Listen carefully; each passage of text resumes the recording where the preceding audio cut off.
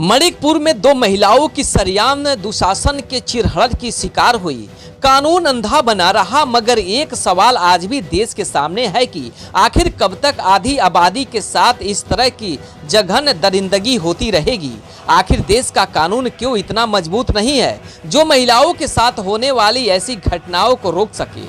बस्ती जनपद में एक विवाहित महिला के साथ ऐसा कुकृत्य किया गया जिस पर कभी किसी को विश्वास ही नहीं होगा, मगर जब सारा सच पीड़ित महिला ने खुद दुनिया के सामने रख दिया तो सभी के पैरों तले मानो जमीन खिसक गई।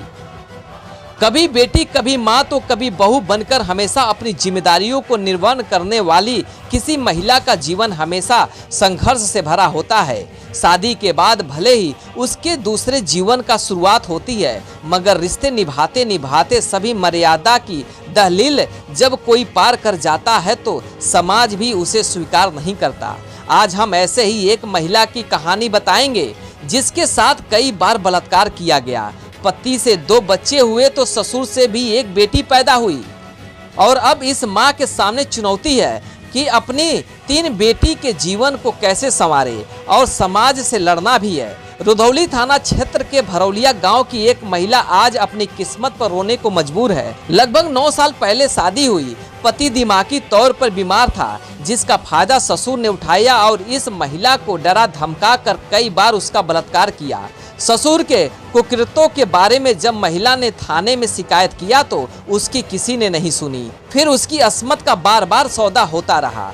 पीड़ित महिला ने एक रोज अपने ससुर की करतूत को वीडियो बनाकर रिकॉर्डिंग किया और इस काली सच को दुनिया के सामने लेकर आई, जिसके बाद पुलिस ने मजबूरी में बहू के बलात्कार की एफआईआर लिखी और ससुर को पिछले 4 महीने से जेल में भेज दिया है। अब देवर भी उस पर बुरी नजर डालना शुरू कर दिया। अब बात यही नहीं खत्म हुई, अब देवर भी उस पर बुरी नजर डालना शुरू कर दिया और उसने भी उसके साथ कई बार रेप किया। हाल ही में सास देवरानी और देवर ने अपनी बहू को घर से निकालने की कोशिश की, जिसका विरोध करने पर तीनों ने उसे पटक कर मारपीट की, जिसका वीडियो होने के बाद भी रुधौली थाने की पुलिस ने उल्टा पीड़ित महिला पर ही एफआईआर दर्ज कर दिया। इतना ही नहीं, अपनी बड़ी बेटी का डीएनए टेस्ट भी करवाया। बदला में बहका फुसला अपने घर लेकर आए, हमार मैके छूट गए।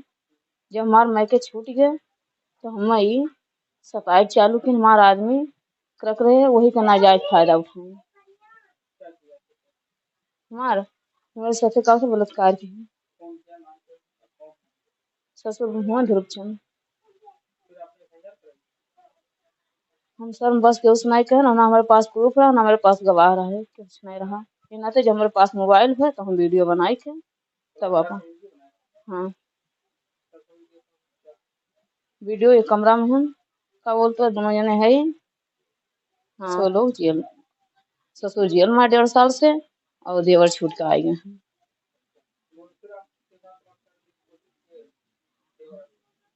हाँ, सताव के हम कावल चालू की मार हरब जान से छोड़म नहीं। हाँ, हमेशा बार बार धमकी देते हैं मुकदमा लेवे खरतीन और कहा तो कि जब मैं जेल में जाऊंगा तो हम मार हरब जान से हम छोड़म नहीं।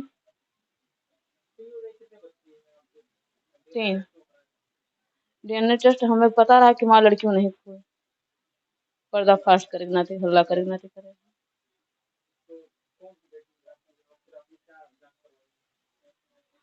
लड़की के खून टेस्ट कराए रहे हैं, का बोलता माझिल वाली लड़की के बीच वाली आरुषि। इस बात की पुष्टि हो चुकी है कि उसके पिता कोई और नहीं बल्कि उसके दादा ही है। अब इस विवाहित महिला का जीवन नरक सा हो गया है। पति होते भी अपनी पत्नी के जीवन को नहीं बचा सका। सास और देवर इस महिला के जान के दुश्मन बनी हुई है। अब ऐसे में वह न्याय की उम्मीद करे भी तो किससे करे।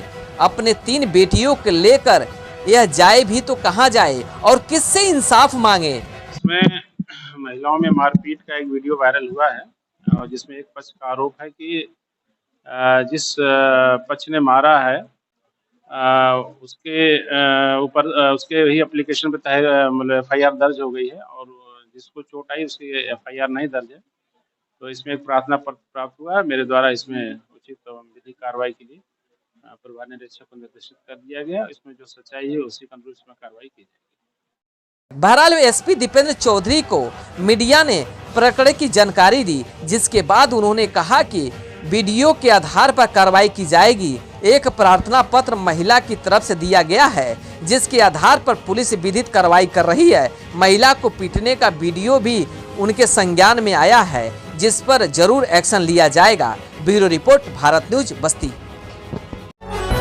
आप देख रहे हैं भारत न्यूज, हर खबर आप तक।